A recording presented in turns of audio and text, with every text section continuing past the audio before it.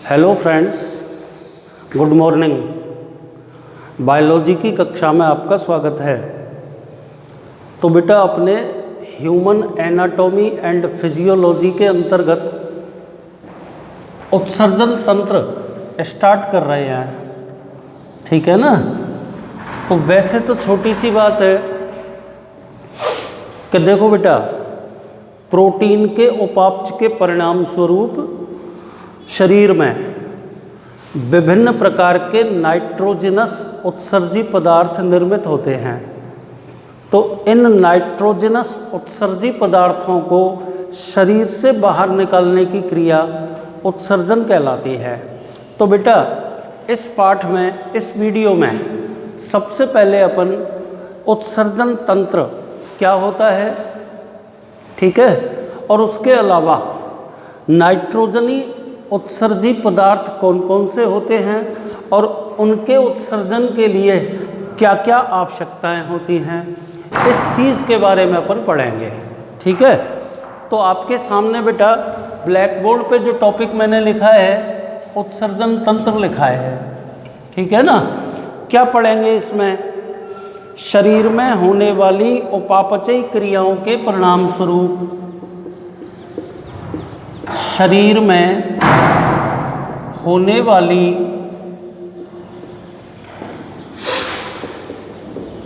उपापचयी क्रियाओं के परिणाम स्वरूप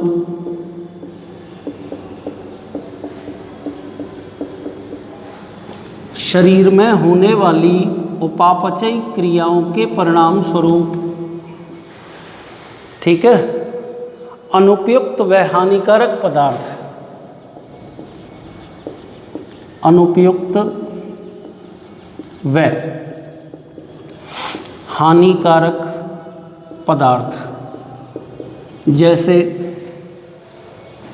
जल CO2, जैसे जल CO2 तथा नाइट्रोजनी उत्सर्जी पदार्थ,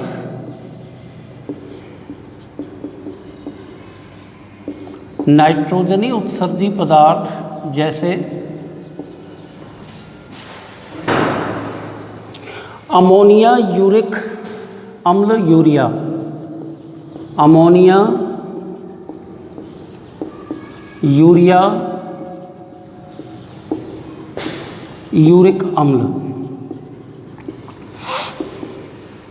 आदि निर्मित होते हैं,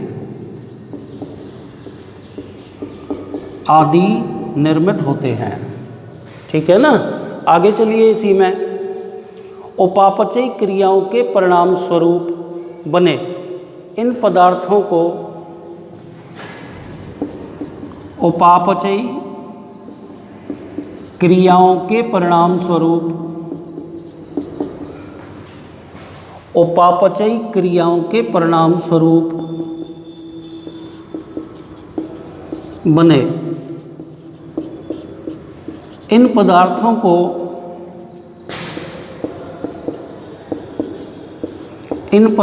को बाहर निकालना आवश्यक होता है,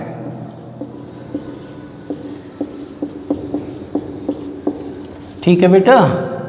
तो मैंने क्या लिखा है बोर्ड पे, ध्यान से देखो कि शरीर में होने वाली उपापचयी क्रियाओं के परिणाम स्वरूप अनुपयुक्त और हानिकारक पदार्थ जैसे CO2, H2O तथा कुछ नाइट्रोजनी उत्सर्जी पदार्थ जैसे अमोनिया, यूरिया, यूरिक अम्ल आदि निर्मित होते हैं।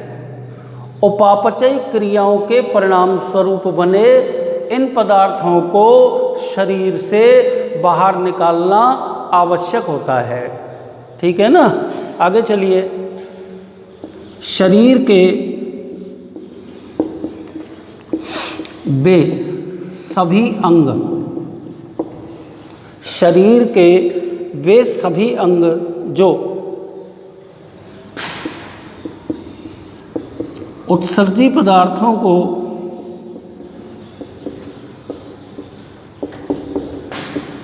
बाहर निकालने हेतु कार्य करते हैं। क्या कहलाएंगे बेटा? उत्सर्जन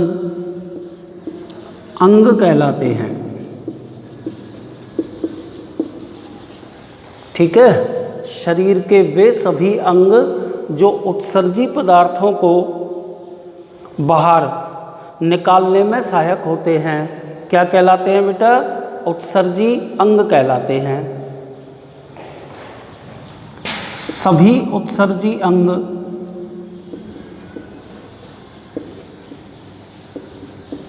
मिलकर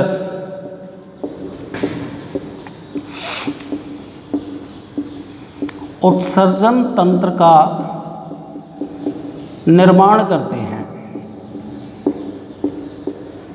सभी उत्सर्जी अंग मिलकर उत्सर्जन तंत्र का निर्माण करते हैं। ठीक है, नाइट्रोजनी अपशिष्ट पदार्थों को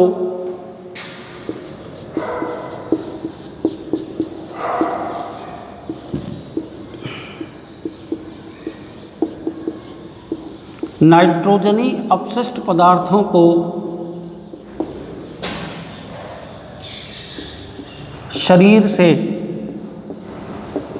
बाहर निकालने की क्रिया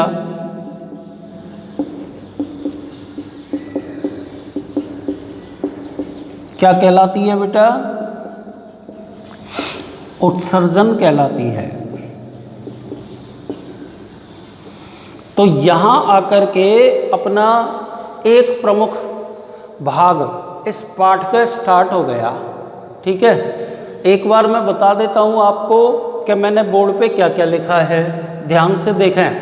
देखिए, शरीर में होने वाली उपापचयी क्रियाओं के परिणाम स्वरूप अनुपयुक्त एवं हानिकारक पदार्थ जैसे CO2 एवं H2O तथा नाइट्रोजनी उत्सर्जी पदार्थ जैसे अमोनिया, यूरिया एवं यूरिक अम्ल निर्मित होते हैं। ठीक है बेटा, आगे चलिए। उपापचयी क्रियाओं के परिणाम स्वरूप बने इन पदार्थों को बाहर निकालना आवश्यक होता है।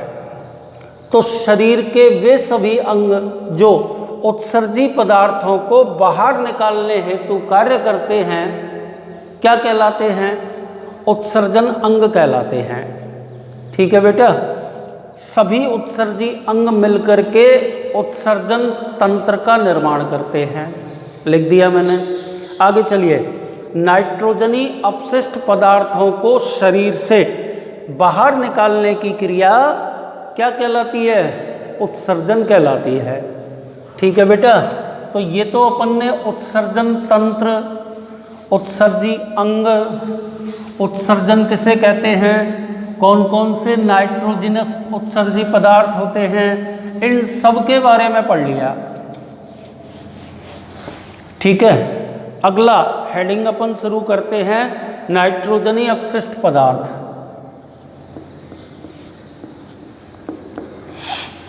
नाइट्रोजनी अपशिष्ट पदार्थ। नाइट्रोजनी अपशिष्ट पदार्थ। ठीक है ना बेटा, क्या पढ़ेंगे इसमें? प्रोटीन उपापचय के परिणाम स्वरूप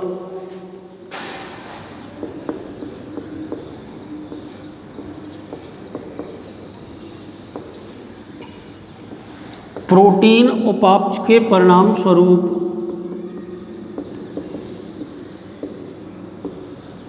प्राणियों में निम्न प्रकार के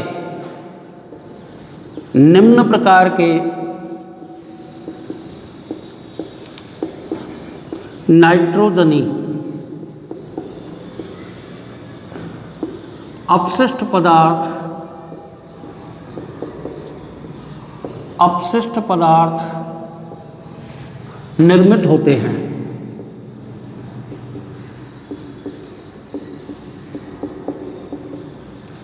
प्रोटीन उपापचय के परिणाम स्वरूप प्राणियों में निम्न प्रकार के नाइट्रोजनी अपशिष्ट पदार्थ निर्मित होते हैं। कौन कौन से हैं बेटा? सबसे पहला कौन सा पढ़ेंगे अपन? अमोनिया। अमोनिया को कोष्टक में क्या लिखेंगे? इसका सूत्र NH3। ठीक है ना। अब देखिए इसमें क्या पढ़ना है। प्रोटीन तथा अमीनो अम्लों के अपघटन से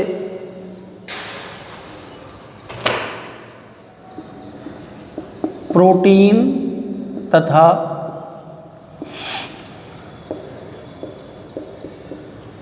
अमीनो अम्लों के अपघटन से अमोनिया मुक्त होती है। प्रोटीन तथा अमीनो अम्लों के अपघटन से अमोनिया मुक्त होती है, जो एक कैसी गैस है बेटा? विषैली गैस है। ठीक है ना। आगे चलिए इसी में, जो शरीर के लिए हानिकारक होती है, जो शरीर के लिए हानिकारक होती है, अतः इसे शीघ्रता से शरीर से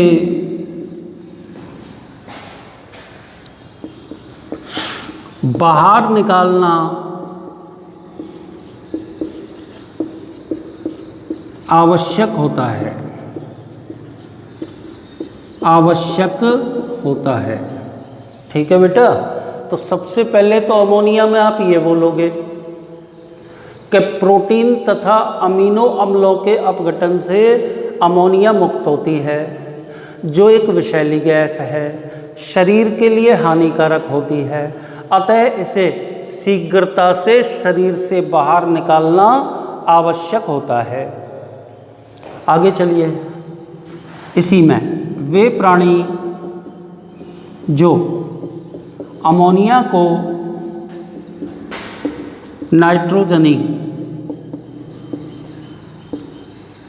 उत्सर्जी पदार्थ के रूप में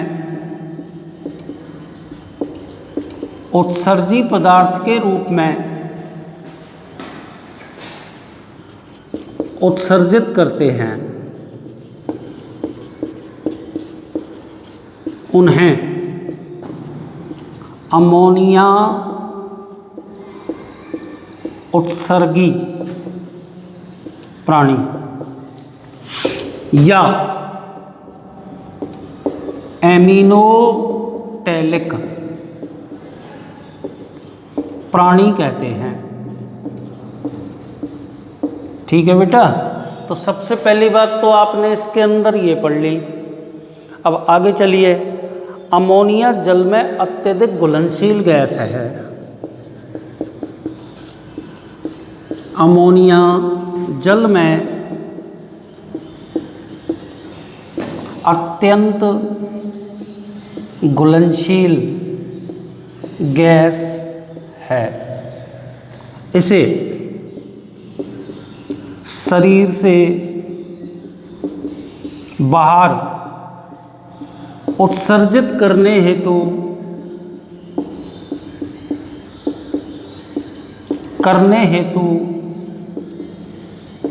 अधिक मात्रा में जल की आवश्यकता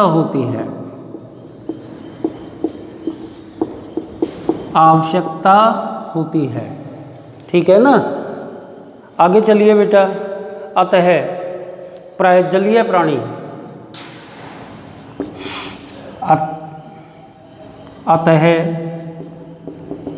प्राय जलीय प्राणी जैसे protozoa, Coelenterata, protozoa, Coelenterata, Porifera,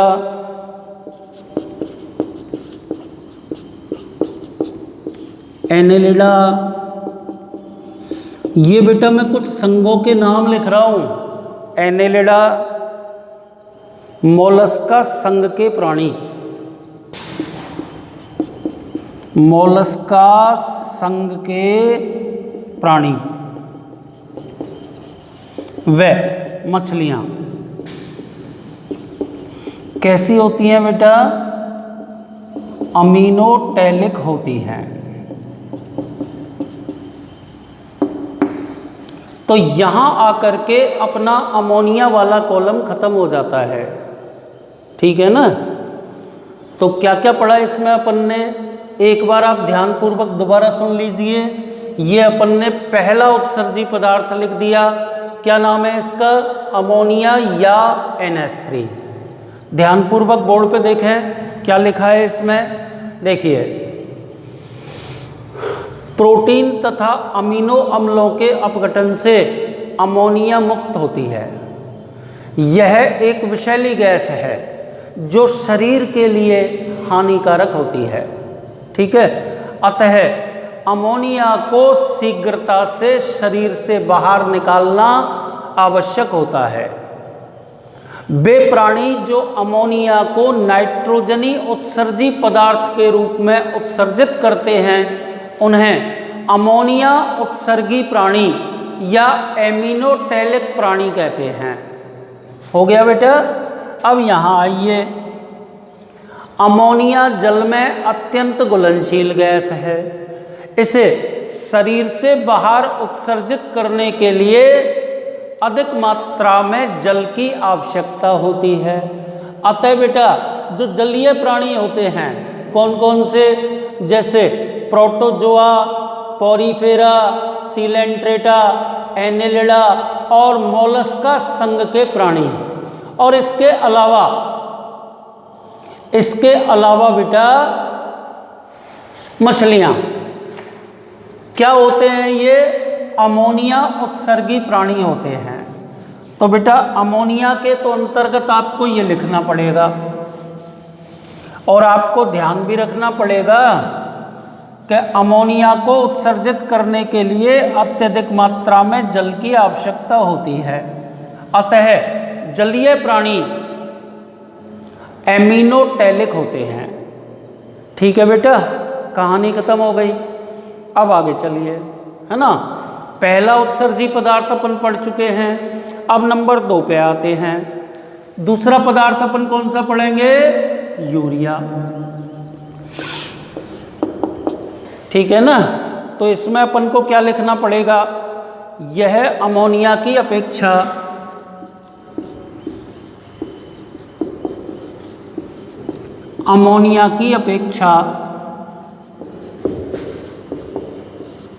कम हानिकारक होता है।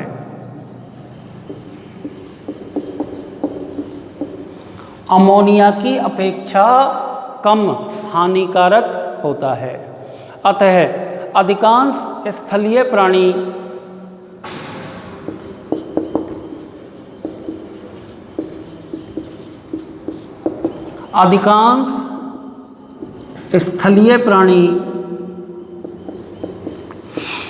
अमोनिया को किस में बदल देते हैं? यूरिया में बदल देते हैं, ठीक है ना। यह अमोनिया की अपेक्षा कम हानिकारक होता है। अतः अधिकांश स्थलीय प्राणी अमोनिया को किस में बदल देते हैं? यूरिया में। यूरिया जल में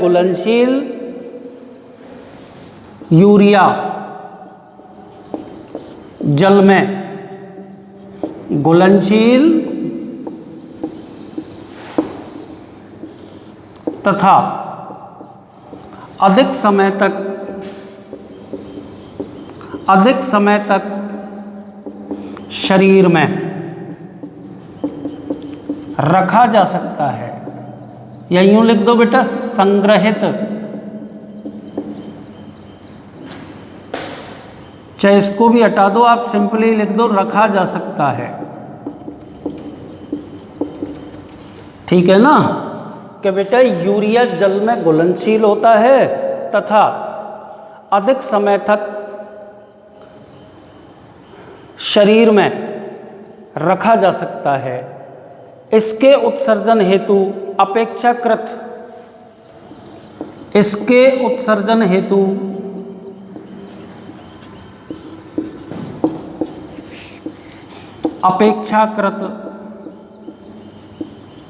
कम जल की आवश्यकता होती है। इसके उत्सर्जन हेतु अपेक्षाकृत कम जल की आवश्यकता होती है। ठीक है ना बेटा, ये सब हो गया। ठीक है, आगे चलिए। वे प्राणी जो नाइट्रोजनी उत्सर्जी पदार्थ के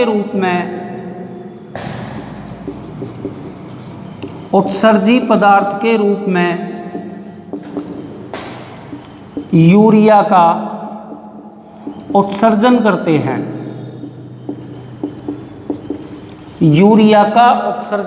हैं, उन्हें यूरियोटैलिक प्राणी कहते हैं। जैसे तो बेटा जो जनरल स्थलीय प्राणी है वो इसके अंतर्गत आते हैं। ठीक है ना, यूरिया का उत्सर्जन करते हैं, उन्हें यूरियोटैलिक प्राणी कहते हैं। जैसे आप लिखेंगे एनेलिड्स, कुछ अस्थिल और उपास्थल मछलियां, एनेलिड्स, अस्थिल व उपास्थल मछलियां,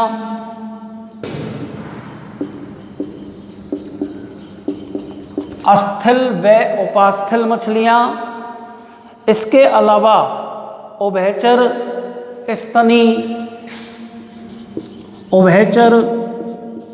व स्तनी प्राणी। और स्तनी प्राणियों में कौन कौन आ गए बेटा? जैसे आप दो एग्जाम्पल तो ले ही लो, खरा या खरगोश कह दो और मनुष्य। ठीक है, तो ये आपको पूरा का पूरा अमोनिया के अंदर बोलना है।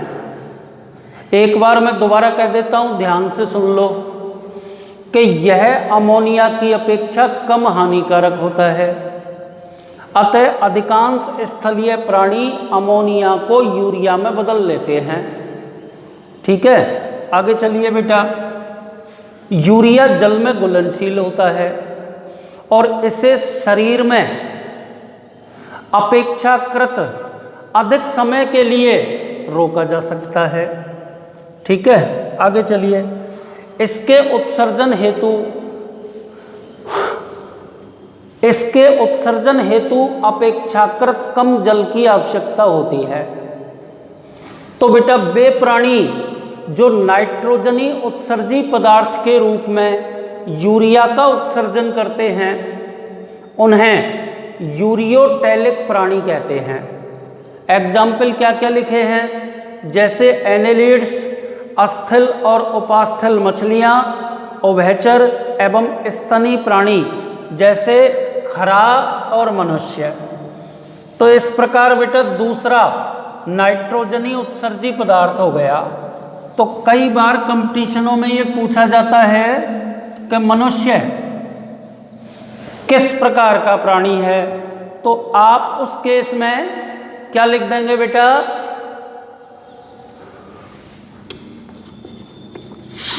यूरियोटैलिक। ठीक है, अब अपन तीसरे पर आते हैं। तीसरा नाइट्रोजनी उत्सर्जी पदार्थ कौन सा है? यूरिक अम्ल। ये नंबर हेडिंग तीसरा हो गया। क्या पढ़ोगे इसमें? यह कम विषैला और जल में लगभग अघुलनशील होता है। यह कम विषैला व जल में लगभग अघुलनशील होता है। ठीक है ना, कम विषैला होता है और जल में लगभग अघुलनशील होता है। ठीक है, आगे चलिए। कम विषैला होने के कारण इसे कम विषैला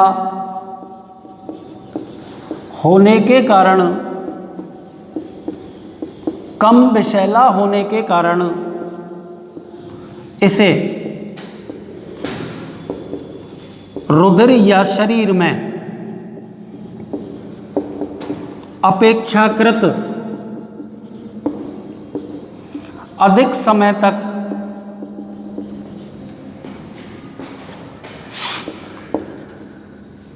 रखा जा सकता है। अपेक्षाकृत अधिक समय तक रखा जा सकता है। इसके उत्सर्जन हेतु प्राय जल की आवश्यकता नहीं होती। इसके उत्सर्जन हेतु प्राय जल की आवश्यकता नहीं होती। मतलब अत्यंत न्यून जल यूरिक एसिड के उत्सर्जन हेतु आवश्यक होता है। वे प्राणी, इसी में कह देंगे बेटा, वे प्राणी जो यूरिक अम्ल का नाइट्रोजनी उत्सर्जी पदार्थ के रूप में नाइट्रोजनी उत्सर्जी पदार्थ के रूप में नाइट्रोजनी उत्सर्जी पदार्थ के रूप में उत्सर्जन करते हैं, उन्हें यूरिकोटैलिक प्राणी कहते हैं। मतलब यूरिक अम्ल उत्सर्गी प्राणी कहते हैं। ठीक है, इसके अंतर्गत कौन कौन से प्राणी आते हैं? कीट आते हैं बेटा, सरीसृप आते हैं बेटा, तथा शुष्क आवास में पाए जाने वाले स्तनी जैसे ऊंट आदि आते हैं। ठीक है, तो एक बार ध्यानपूर्वक ये पूरा का पूरा मैटर दोबारा सुन लें। ठीक है, ध्यान से बोर्ड पे देखिए। यूरिक अम्ल यह कम विषैला एवं जल में लगभग अघुलनशील होता है। ठीक है, कम विषैला होने के कारण इसे रुधिर अथवा शरीर में अपेक्षाकृत अधिक समय तक रखा जा सकता है। ठीक है, आगे चलिए। इसके उत्सर्जन हेतु प्राय जल की आवश्यकता नहीं होती या अत्यंत न्यून मात्रा में जल आवश्यक होता है। ठीक है, तो बेटा वे प्राणी जो यूरिक अम्ल का नाइट्रोजनी उत्सर्जी पदार्थ के रूप में उत्सर्जन करते हैं, उन्हें यूरिकोटैलिक प्राणी कहते हैं। जैसे कीट, सरीसृप एवं शुष्क आवास में पाए जाने वाले स्तनी जैसे कौन? ऊंट। तो बेटा ध्यान से सुने। आज के इस वीडियो में सबसे पहले तो मैंने आपको बताया कि बेटा उत्सर्जन तंत्र किसे कहते हैं, उत्सर्जन की प्रक्रिया क्या होती है। साथ ही साथ मैंने आपको बताया कि प्रोटीन के उपापचय के परिणाम स्वरूप विभिन्न प्रकार के नाइट्रोजनस उत्पाद जैसे ammonia, urea and uric acid निर्मित होते हैं। साथ ही आपको ये बताया इस वीडियो में कि जो अलग अलग प्रकार के उत्सर्जी पदार्थ हैं वो किस किस प्रकार के जीवों के द्वारा उत्सर्जित होते हैं। ठीक है बेटा, तो आज के लिए इतना ही। धन्यवाद।